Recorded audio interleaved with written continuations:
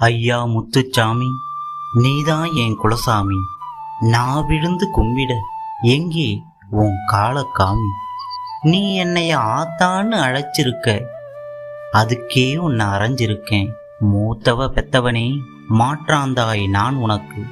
உன் ஆத்தா இருக்கையில உன் அப்ப என்ன சேர்த்துக்கிட்டான்.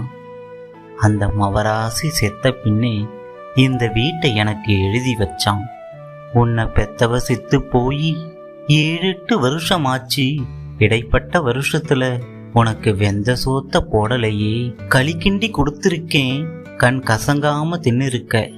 பழைய சோத்த போட்டிருக்கேன், பணிவாத்தான் இருந்திருக்க. உன் வயசுலதான் எனக்கும் ஒரு புள்ள இருக்கான். அவனையும் தான் பொத்தி பொத்தி வளர்த்திருந்தேன். ராசாதி ராசாவா நினைச்சிருந்தேன். மூத்தவ பெத்ததுன்னு உன்னை கடுகு போல புரிஞ்சிருக்கேன். கரு மிளகாவா எரிஞ்சிருக்கேன். அனாதன்னு நினைச்சிருக்கேன். ஒரு ஆத்தாவா உன்னை பார்த்ததே இல்லை.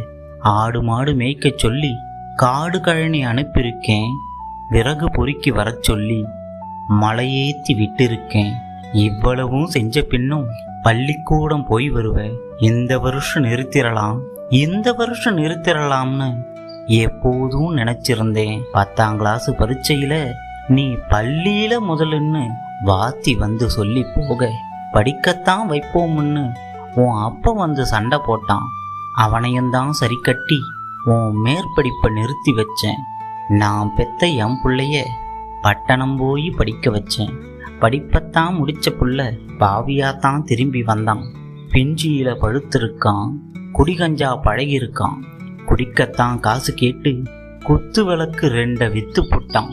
இவன் போக்க என்ன சொல்ல, சரி கட்ட வேணும்னு இன்னைக்கு நான் கேட்கையில அம்மிக்கல்ல தூக்கி வந்து என் மண்டையில போட்டு போட்டான். ரத்தம் போய் வாசலில குத்துயிரா கிடந்திருக்க சித்தங்கலங்கி போயிருந்தேன். வண்டி வச்சு நீதானே கட்டு போட கூட்டி வந்த. ரத்தம் அதிகம் போச்சுதுன்னு மறுத்து வச்சு சொல்லிப்போ.